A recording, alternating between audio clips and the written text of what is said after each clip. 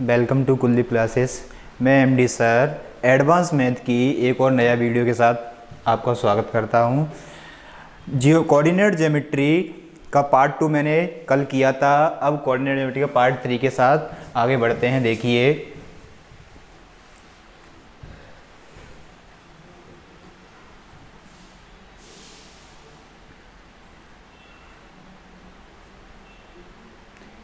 Part 3 के साथ बढ़ते हैं आगे।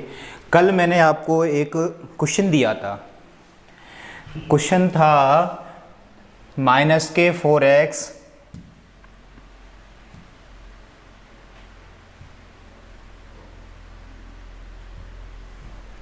क्वेश्चन क्या था? -4x plus 12y plus 8 = 0। इसमें निकलवाया था आपसे, क्या निकलवाया था? स्लोप निकलवाई थी। इसकी स्लोप क्या होगी, क्या होती है स्लोप?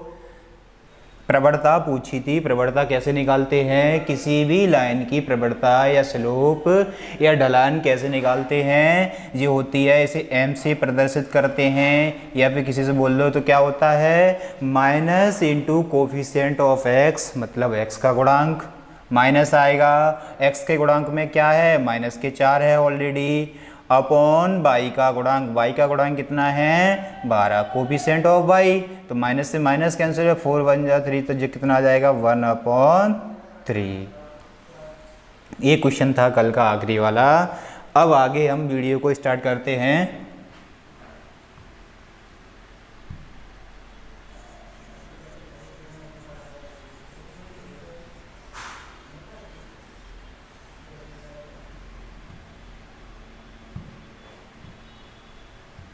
चलिए, कल मैंने आपको, आज मध्य बिंदु के निर्देशांक पढ़ते हैं। कल मैंने इसी में आपको सेक्शन फॉर्मूला बताया था, डिवीजन फॉर्मूला या मतलब डिवीजन फॉर्मूला या सेक्शन फॉर्मूला या विभाजन सूत्र।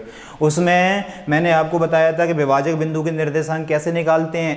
m × x2 plus n × x1 upon m plus n। इसी तरीके से y के कोऑर्डिनेट निकाल रहे थे।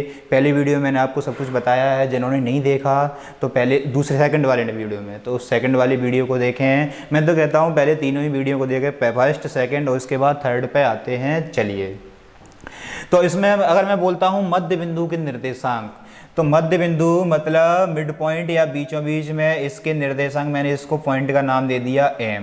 इसके कोऑर्डिनेट पूछे, इसके कोऑर्डिनेट पूछे हैं आपको मध्य बिंदु के निर्देशांक, तो कैसे निकलेंगे ये? इसका फॉर्मूला होता है डायरेक्ट, लेकिन मैं आपको निकाल के बताऊंगा कि ये आया कैसे था। इसके मिड पॉइंट के कोऑर्डिनेट कैसे निकालते हैं? x1 plus x2 upon 2 comma y1 plus y2 upon 2।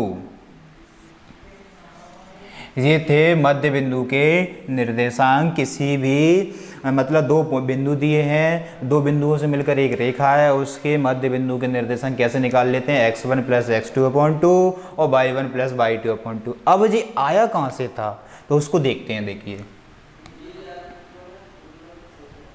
इसको देखते हैं। मैंने आपको सेक्शन फॉर्मूला बताया था। अगर मैंने इस बिल्कुल मध्य बिंदु है, ये मिड पॉइंट है, मध्य बिंदु बोल दें या फिर मिड पॉइंट बोल दें, ये मध्य बिंदु है।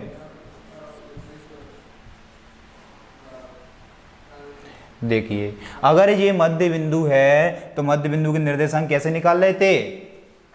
x1 plus x2 upon 2 y1 plus y। अब मैंने आपसे बोल दिया कि बिल्कुल बीचों बीच में है, तो ये किस अनुपात में डिवाइड करेगा? 1:1। जितना हिस्सा इधर होगा उतना ही हिस्सा इधर होगा। तो m की जगह भी हमें 1 लेना है और n की जगह भी 1 लेना है। तो m x2 लिखा था यहाँ पर, तो 1 × x2 1 × x1 1 + 1 2 आ गया था। तो x1 प्लस x2 अपॉन 2 बन गया। इसी तरीके से 1 × y1 प्लस 1 × y2 अपॉन 1 + 1, तो ये बन गया था 1। ये 1 1 था बिल्कुल मिड पॉइंट में, इसलिए इसका फॉर्मूला अलग से ये बन जाता है। बाकी है वही चीज़, m x2 plus n x1 upon m plus n, वही चीज़ है, लेकिन m की जगह n की जगह दोनों की जगह 1 1 आ गया। क्यों 1 1 आया? क्योंकि मिड पॉइंट है, इसलिए। चलिए, ये चीज़ कल रह गई थी बताने के लिए, तो मैंने बता दिया। इसका क्वेश्चन देखो कैसे बन जाता है। क्वेश्चन आता है इसका, पॉइंट दिए हैं -4, एक बी वाला पॉइंट दिया है 2, n+5।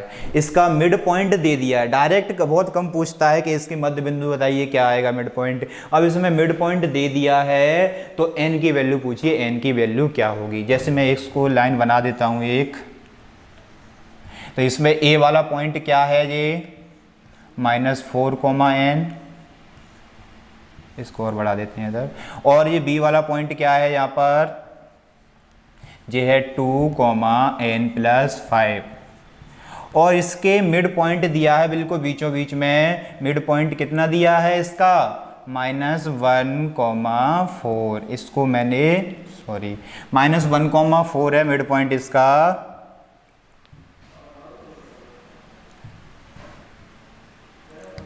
-1, 4 इसको मैंने नाम दे दिया, m बोल दिया, या मिड पॉइंट कुछ भी दे सकते हैं, c दे सकते हैं, आपको जो देना है। अब इसके निर्देशांक, अभी हम इसके निर्देशांक निकाल कैसे रहे थे, x1 + x2/2, y1 + y2/2, इस तरीके से निकाल रहे थे। तो हमें n की वैल्यू चाहिए। हम इस तरीके से करेंगे, -4 + 2 कितना बचेगा, -2/2 करेंगे तो -1, वो -1 है ही, उसको ज़रूरत है ही नहीं हमें। अब y वाले ऑर्डिनेट से कंपैरिजन करा के हम निकाल सकते हैं। तो मिड पॉइंट में y बराबर क्या होता है, मिड पॉइंट में x बराबर तो -1 आ गया जी, x बराबर तो -1 के आ गया जी। x1 + x2/2 करके x बराबर -1 आ गया। अब y वाला क्या निकलेगा, आएगा ये y वाला यहाँ पर 4 दिया है, तो 4 = वहाँ पे क्या है n+n+5 दिया है यहाँ पर /2।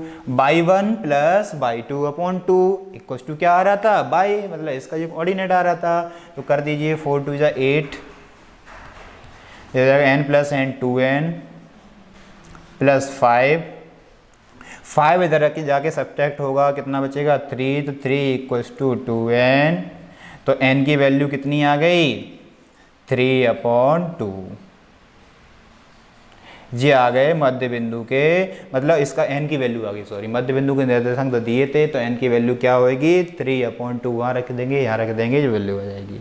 इस तरीके के क्वेश्चन पूछ लिए जाते हैं। तो आपको कंसेप्ट पता होना चाहिए मध्य बिंदु के निर्देशांक कैसे निकालते हैं, x1 + x2/2 और y1 + y2/2, इस तरीके से। वो कंसेप्ट पता है तो उसके इक्वल में रख देंगे आप, ठीक है।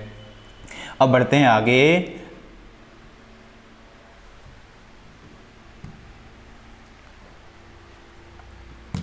आगे बढ़ रहे हैं, देखो 1 मिनट।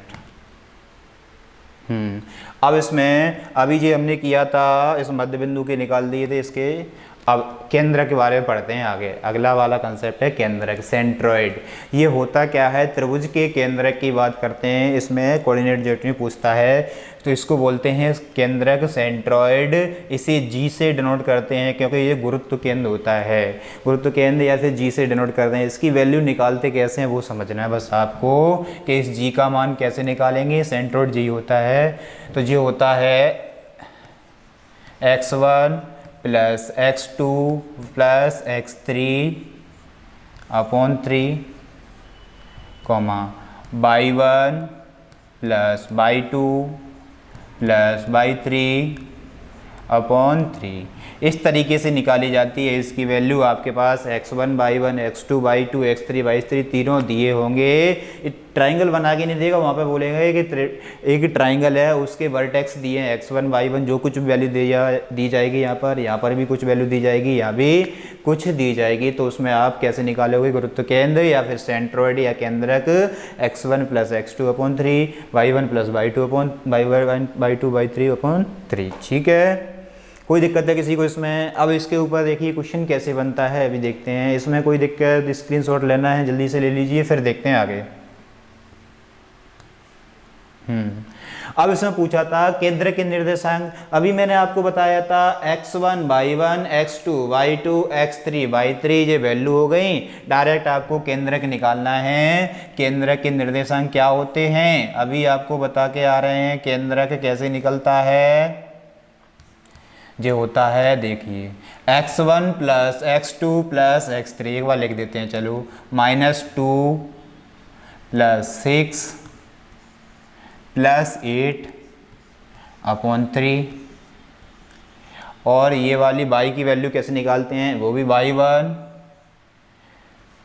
प्लस y2 की जगह -3 दिया है, प्लस y3 की जगह 6 दिया है, अपॉन 3।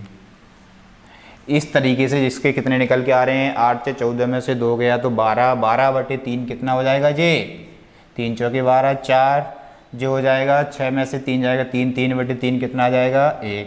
तो ये आ गए केंद्र के निर्देशांक कितने आ गए, 4,1। क्लियर है इतना, मतलब इस तरीके के सिंपली क्वेश्चन पूछा जाएगा केंद्रक में कि 3 बिंदु दिए होंगे, 3 वर्टेक्स दिए होंगे ट्राइंगल के, उसमें आपको केंद्र के निर्देशांक पूछे हैं। क्लियर है, चलिए आगे। हाँ, अब ट्राइंगल में एक तो केंद्रक वाला काम हो गया। अब इसमें एरिया की बात करते हैं कि त्रिभुज का क्षेत्रफल, ऑर्डिनेट दिए हैं, वर्टेक्स दिए हैं, इनके शीर्ष दिए हैं तीनों, उसमें त्रिभुज का क्षेत्रफल कैसे निकालते हैं, तो उसका फॉर्मूला होता है ये, त्रिभुज के क्षेत्रफल का फॉर्मूला होता है ये वाला। तो देखिए क्या होता है, 1/2 x1 into y1 minus y2 minus y3 plus x2 into y3 minus y1 plus x3 into y1 minus y2। अब इसको याद कैसे रखेंगे, ये तो बताने वाली बात होगी, इसको याद रखने का तरीका बताता हूँ। देखिए कैसे, देखिए हमें 1 2 3 की साइकिल में क्या ऑर्डिनेट 1 2 3 x1 y1 इस तरीके से रहते हैं, x2 y2 x3 y3 इस तरीके से रहते हैं, तो 1 2 3 में रहता है। अब इसकी साइकिल को हमें क्रम से रिपीट करना है, तो बाहर सभी के में x आना है, इतना आपको याद रहेगा, अंदर y आना है, लेकिन कब y2 आना है, y3 आना है, y1 आना है, वो कैसे आएगा बताता हूँ। देखिए 1 से शुरू किया हमने x1, अब इसके 1 के बाद क्या आता है 2 3, तो y2 माइनस y3 जो हो गया। अब x1 का काम हो गया यहाँ पे। अब हमने x2 लिया, अब 2 के बाद क्या आता है 3, और फिर 3 के बाद क्या आएगा, साइकिल बनाना है, 3 के बाद 1, तो y3 माइनस y1। इस तरीके से ही x2 हो गया। अब x3 को लिया, अब 3 के बाद क्या आता है, 3 के बाद 3 पे खत्म हुआ तो 1, और 1 के बाद 2। इस तरीके से आप इजीली याद रख सकते हैं कि इसका ट्राइंगल का फॉर्मूला होता है, इसका एरिया का, ट्राइंगल के एरिया का फॉर्मूला होता है क्या, 1/2 इंटू x1 फिर ब्रैकेट में y2 minus y3 plus x2 into bracket में y3 minus y1 plus x3 into y1 minus y2। Clear है, ठीक है। अब देखिए अगला, हाँ अब इसकी बात करते हैं कि ये 3 बिंदु दिए थे हमें, वो तो ठीक है, हमने एरिया उससे निकाल देंगे, लेकिन कभी कभी क्या बोल देता है कि ये संरेख बिंदु होते क्या है, इसको समझते हैं। मैंने एक लाइन बना दी, एक पहला बिंदु ये दे दिया, दूसरा बिंदु ये दे दिया, और तीसरा बिंदु ये आ गया। अगर ये तीनों बिंदु एक ही लाइन पर आ जाते हैं, क्या ट्राइंगल बन पाएगा? ट्राइंगल बिल्कुल नहीं बन सकता, त्रिभुज नहीं बन सकता, क्योंकि तीनों अगर एक ही लाइन पर आ जाते हैं तो त्रिभुज बनेगा नहीं। तो त्रिभुज का क्षेत्रफल क्या होगा फिर, 0। तो संरेख का मतलब समझ गए। कोलिनियर क्या होता है, कोलिनियर पॉइंट क्या होते हैं, अगर एक ही लाइन पर आ जाते हैं पॉइंट, तीनों पॉइंट या सभी पॉइंट, जितने पॉइंट उसी लाइन पर होंगे उन सभी पॉइंटों को क्या बोलेंगे, कोलिनियर। जरूरी नहीं है इस तरीके से लाइन इस तरीके से भी हो सकती है, तो 1 2 और तीनों पॉइंट कैसे भी हो सकती है, बस एक ही लाइन पे आ जाए तीनों, तो ट्राइंगल नहीं बन सकता। अगर एक भी पॉइंट इधर उधर हो जाता तो ट्राइंगल, देखो अगर मैंने जो बोल दिया कि 2 पॉइंट तो एक ही लाइन पर हैं, लेकिन एक पॉइंट ये है, तो ट्राइंगल देखो बन पा रहा है, ये बन गया इजीली, बन गया कि नहीं। तो इसीलिए ट्राइंगल बनाने के लिए मतलब 3 पॉइंट की रिक्वायरमेंट होती है, तो उसमें से एक पॉइंट तो दूसरी लाइन पर होना चाहिए, मतलब कोलिनियर नहीं होने चाहिए तीनों पॉइंट। अगर कोलिनियर होंगे तो ट्राइंगल बन ही नहीं पाएगा। अगर तीनों पॉइंट कोलिनियर हैं तो उनकी कंडीशन होती है, देखिए क्या क्या, कि एरिया ऑफ ट्राइंगल, त्रिभुज का क्षेत्रफल क्या होता है, 0 होता है, क्योंकि त्रिभुज बन ही नहीं पा रहा तो क्षेत्रफल क्या आएगा, 0, क्योंकि इस तरीके से नहीं है, तीनों एक ही लाइन पे है, तो त्रिभुज का क्षेत्रफल क्या बन जाएगा, 0 होगा। क्लियर है। अब इस वाले पॉइंट को समझते हैं कि ये वाली कंडीशन भी लगती है। जैसे मैंने इसको नाम दे दिया पॉइंट को A, इस पॉइंट का नाम दे दिया बी, इस पॉइंट का नाम दे दिया सी। ए बी सी तीनों पॉइंट दे दिए। अब मैंने बोला कि इन दोनों के बीच की डिस्टेंस जितनी होगी और इन दोनों के बीच की डिस्टेंस जितनी होगी, यहाँ से लेकर यहाँ तक ए बी और बी सी इन दोनों को ऐड करेंगे तो किसके इक्वल हो जाएंगे जे, ए सी के हो जाएंगे कि नहीं। यहाँ से लेकर यहाँ तक जो निकाला, यहाँ से लेकर यहाँ तक मान के चलो जे दी है 5 और जे दी है 3, तो दोनों का टोटल कितना आ रहा है 8। तो यहाँ से ए से लेकर सी तक कितना आएगा 8। तो distance between A and B plus distance between B and C equals to A और सी की डिस्टेंस के इक्वल होगा। इतनी बात क्लियर समझ गए होंगे। इस चीज़ों का यूज करेंगे क्वेश्चन को सॉल्व करने में। अभी ये अगला एक क्वेश्चन करेंगे इसके बाद, उससे आपको समझ में आ जाएगा इनका यूज कहाँ होगा। बाकी प्रॉपर्टी आप समझ गए कि त्रिभुज के क्षेत्रफल को 0 कर देंगे तो आपका क्या होता है, त्रिभुज का क्षेत्रफल 0 आ रहा है तो कोलिनियर हो जाएंगे, पॉइंट संरेख हो जाएंगे, एक ही रेखा में हो जाएंगे। अगर ये वाली कंडीशन भी आ रही है तब भी संरेख होंगे कि दोनों बिंदुओं के बीच की दूरी तीसरे के बराबर हो जाए, तब भी बिंदु संरेख हैं। अब बात करते हैं ये है इंपॉर्टेंट प्रॉपर्टी है, तो ये भी अच्छी इनसे कर सकते हैं, लेकिन इनसे कैलकुलेशन करने में ज़्यादा टाइम लगता है और इनसे कैलकुलेशन बहुत जल्दी हो जाती है। वो क्या होगी देखिए, ये है स्लोप ऑफ ए बी, मतलब स्लोप या प्रवणता या ढलान, कुछ भी बोलें, प्रवणता बोलें या फिर ढलान बोलें। स्लोप, ये भी स्लोप ऑफ बी सी और स्लोप ऑफ ए सी, मतलब ए बी की स्लोप और बी सी की स्लोप और ए सी की स्लोप, तीनों की स्लोप सेम होएगी। जैसे जे मैंने लाइन ली है तो ये ए वी और सी, जितनी स्लोप ए बी की है उतनी ही बी सी की है और उतनी ही पूरी ए सी की है। तीनों की ढलान बराबर है कि नहीं, स्लोप बराबर हैं। अगर ये वाली बात समझ में आई तो आपको इनके ऑर्डिनेट पता है x1/1, इसके x2/2, इसके x3/3, तो आप स्लोप निकाल सकते हैं कि नहीं। पॉइंट दिए हो, दो बिंदुओं का स्लोप प्रवणता कैसे निकालते हैं, दो बिंदुओं की प्रवणता m बराबर क्या होती थी, m को m भी तो बोलते हैं स्लोप को, तो m बराबर क्या हो रही थी, हमने कल पढ़ा था सेकंड वीडियो में, क्या था कि y2 minus y1 upon x2 minus x1 slope आ जाएगी। दोनों की स्लोप को इक्वल कर दो, कुछ भी निकाल रहा होगा। जैसे कि अगला क्वेश्चन देखते हैं, बताओ इसमें किसी को कोई दिक्कत है क्या, नहीं होना चाहिए। चलिए आगे देखते हैं। हाँ जी आ गया, देखिए पॉइंट्स ए बी सी ये तीनों दिए आर कोलिनियर, देन ए की वैल्यू फाइंड करना है। ये तीनों बिंदु क्या हैं, कोलिनियर हैं, संरेख हैं। 3 पॉइंट दिए ए बी सी, तीनों संरेख हैं, मतलब एक ही रेखा पर दिए गए हैं तीनों पॉइंट, ये एक ही रेखा पर हैं, कहीं भी होंगे, मैंने तो ऐसे ही बना दिया। ये तीनों एक ही रेखा पर दिए हैं और तो ए की वैल्यू पूछिए कि इस ए की वैल्यू क्या होगी। तो मैंने अभी बोला क्वेश्चन में यूज होंगे जो अभी दिए थे। त्रिभुज का अगर ये संरेख ही है तो अपने पास क्या कंडीशन है कि त्रिभुज का क्षेत्रफल 0 कर दो, उससे कैलकुलेशन तो आ जाएगी, ए की वैल्यू आ जाएगी, लेकिन बहुत बड़ी कैलकुलेशन बनेगी। ए का मान निकल के आ जाएगा, त्रिभुज का क्षेत्रफल जो भी फॉर्मूला था उसके बराबर में 0 करेंगे तो ए का मान निकल के जरूर आएगा, लेकिन क्या होगी कैलकुलेशन बहुत बड़ी हो जाएगी। अब दूसरी वाली कि ए बी की डिस्टेंस निकालो, दूरी वाले फॉर्मूले, दूरी वाला सूत्र क्या बताया था कल मैंने, डिस्टेंस फॉर्मूला क्या बताया था, अंडर रूट में x2 minus x1 whole square plus y2 minus y1 whole square, उससे भी निकालोगे तब भी थोड़ा सा लंबा होगा। लेकिन आप स्लोप वाला एक और कंसेप्ट जो मैंने इंपॉर्टेंट बोला था ना, कि वो ऐसा कंसेप्ट है कि बहुत जल्दी देखिए तुरंत बन जाएगा। इसकी वैल्यू कितनी दिए थे, जिसको x1/1 मान लो, x2/2 समझने के लिए, ये x3/3 ये मान लिए हमने। अब हमें ए बी की स्लोप निकाल लें और ए सी की स्लोप निकाल लें, क्योंकि इसमें अगर बी सी की निकालेंगे दोनों में ए बन रहा है, थोड़ी बड़ी कैलकुलेशन हो जाएगी। तो A B, slope of A B, slope of A B मतलब ए बी की ढाल या प्रवणता क्या होगी, y2 minus y1 upon x2 minus x1। तो y2 की वैल्यू यहाँ पे क्या है a,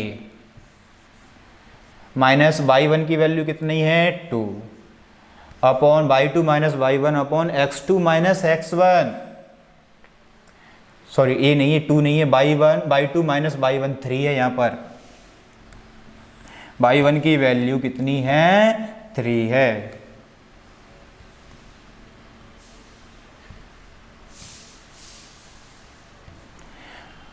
y1 की value 3 y2 minus y1 upon x2 की वैल्यू क्या है 5 और x1 की कितना है 2, तो 5 माइनस 2 ये हो जाएगा। तो यहाँ से ये निकल के आ गया, क्या निकल के आ गया, यहाँ से वैल्यू निकल के आ गई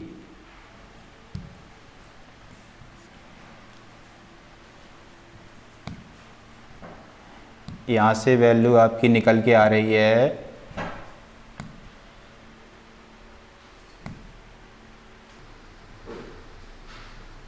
स्लोप ऑफ ए बी क्या निकली थी a माइनस 3/3 और स्लोप ऑफ ए बी क्या निकली a माइनस 3/3। अब स्लोप ऑफ ए सी की बात करते हैं। स्लोप ऑफ ए सी मतलब x1/1 इसको मानना है और x2/2 इसको मानना है। तो x मतलब कैसे निकालते हैं प्रवणता y2 माइनस y1, तो इसमें 7 minus 3 upon x2 minus x1, x2 का काम करेगा ये 6, x1 का काम करेगा 2, तो 6 माइनस 2, तो कितना निकल के आई ये 4/4, तो ये आ जाएगी निकल के कितनी, इसकी स्लोप कितनी निकल के आ गई 1। मैंने आपको बताया था अगर पॉइंट कोलिनियर हैं, एक ही रेखा पर हैं, संरेख हैं, तो उनकी प्रवणता या ढाल या स्लोप क्या होती है, सेम होती है, बराबर होती है। तो ए बी की स्लोप जितनी होगी उतनी ही ए सी की स्लोप होगी। तो a माइनस 3/3 कितना हो जाएगा, ये किसके इक्वल हो जाएगा 1 के, क्योंकि इसकी स्लोप इसके बराबर होगी कि नहीं होगी, क्योंकि ए बी की स्लोप और ए सी की स्लोप दोनों बराबर होंगी। यहाँ से आप सॉल्व कर लोगे a माइनस 3 इक्वल्स टू 3 इधर आएगा तो प्लस हो जाएगा, तो a इक्वल्स टू कितना निकल के आया 6 निकल के आया। बताइए कोई दिक्कत है क्या इसमें किसी को, मतलब a की वैल्यू आपको निकल के आ गई। तो इस तरीके से क्वेश्चन, इससे छोटा बड़ा आप त्रिभुज का क्षेत्रफल करके निकालते, निकल तो उससे भी जाती a की वैल्यू, लेकिन थोड़ा सा लंबा होता। और दूसरा वाला A B plus B C बराबर ए सी करके बताया था दूसरा पॉइंट, उससे भी निकल जाती इसकी स्लोप, लेकिन उससे भी थोड़ा सा बड़ा होता। सबसे कम टाइम इसी में लगेगा, इसलिए मैंने आपको नया पॉइंट बताया था, ये समझाया था। इससे आप निकालोगे तो बहुत जल्दी निकल जाएगा, कोई सा भी बिंदु इससे निकाल सकते हो, क्योंकि ए बी बराबर कैसे निकालें, दो बिंदुओं के बीच की दूरी का डिस्टेंस फार्मूला लगा के, बी सी निकालोगे डिस्टेंस फार्मूला लगा के, दोनों को ऐड करोगे, फिर ए सी निकालोगे डिस्टेंस फार्मूला लगा के, फिर वहां से आपको ए की वैल्यू पता चल जाएगी, लेकिन टाइम बहुत लगेगा। और त्रिभुज का क्षेत्रफल वही सूत्र लगाओगे, कौन सा होता है त्रिभुज का क्षेत्रफल 1/2, जैसे जी अभी लिखा था 1/2, और क्या था x1 into y2 minus y3 plus x2 into y3 minus y1 plus x3 into y1 minus y2। इस तरीके से आप बराबर इक्वल्स टू 0 करेंगे ना, त्रिभुज के क्षेत्र पर रख के 0 करेंगे बराबर, तो वहाँ से भी आपको a की वैल्यू मिल जाएगी, लेकिन टाइम उसमें भी बहुत ज़्यादा लगने वाला है। इसलिए मैंने आपको नया पॉइंट बताया, जो अधिकतर ज़्यादा लोग नहीं बताते इसको, तो इसलिए इस पॉइंट पे आपको फोकस करना है, इससे बहुत जल्दी क्वेश्चन हो जाएगा। CBT 2 में क्वेश्चन आने के चांस हैं, किसमें NTPC वाले में। अब देखते हैं आगे, ये हो गया, समझ में आया, कोई दिक्कत किसी को नहीं है। चलिए अब आप बात करते हैं दो बिंदुओं से बनने वाली रेखा का समीकरण। दो बिंदु दिए हैं, एक बिंदु A x1/1 दिया है, एक बिंदु B x2/2 दिया है। इन दोनों बिंदुओं से बनने वाली रेखा का समीकरण आपको डायरेक्ट पता होना चाहिए क्या होता है। ये आपको याद रखना है कि दो वही से बिंदु दिए हैं, उनसे रेखा का समीकरण क्या होगा, y minus y1 equals to m into x minus M x1। अब आप सोच रहे होंगे जी तो ठीक है, y1 की वैल्यू यहाँ से रख देंगे, y2 की वैल्यू मतलब x1 की वैल्यू भी यहाँ से रख देंगे, लेकिन ये m कहाँ है, m का यूज क्या है, m कैसे निकालेंगे। और अगर m नहीं भी बता पा रहे तो फिर इस x2/2 का यूज क्या हुआ, तो बस वही तो यूज हुआ x2/2 का, यही तो निकलेगा। m क्या है, ये स्लोप है, प्रवणता है। प्रवणता कैसे निकालते हैं, m को प्रवणता बोलते हैं, तो इसलिए दोनों ही काम इसमें हो जाएंगे। क्या m भी पता चल जाएगा y2 minus Y one upon x2 minus x1, जो कि कल मैंने आपको बताया था कि किसी भी दो बिंदुओं से प्रवणता कैसे निकालते हैं, y2 minus Y one upon x2 minus x1। इतना क्लियर है। तो इसलिए दो बिंदुओं से बनने वाली रेखा का समीकरण आसानी से बना सकते हैं। लेकिन सुने, हमें इसकी ज़रूरत भी नहीं पड़ेगी फॉर्मूले की। जब अपने सामने क्वेश्चन होगा तो कैसे करेंगे, ऐसे क्वेश्चन में तो वैसे ही देखते ही लगा देते हैं, इसकी ज़रूरत नहीं पड़ती। याद है तो अच्छी बात है, नहीं है तो और भी अच्छी बात है। देखिए कैसे करेंगे। फिर याद होगा जिसको तो वो लगाने की कोशिश करेगा इसको, लेकिन नहीं याद है तो क्या करेगा। देखिए अगर मैंने बोल दिया कोई सी इक्वेशन बोल दी 2x plus 2y minus 4 equals to 0। अब एक ऑप्शन में दिया हो, कहीं ना कहीं 4 ऑप्शन दिए होंगे रेखा के समीकरण, और अपने पास बिंदु होगा 1 प्लस के 1 प्लस का 1, एक बिंदु दे दिया जाएगा। अब कैसे पता चलेगा, एक और बिंदु दे दिया जाएगा, कोई सा भी बिंदु देंगे यहाँ पर 2 2 जा 4, हाँ देखिए ये दे दिए बिंदु। अब इसका कैसे पता चलेगा कि इससे रेखा का समीकरण बन रहा है कि नहीं बन रहा।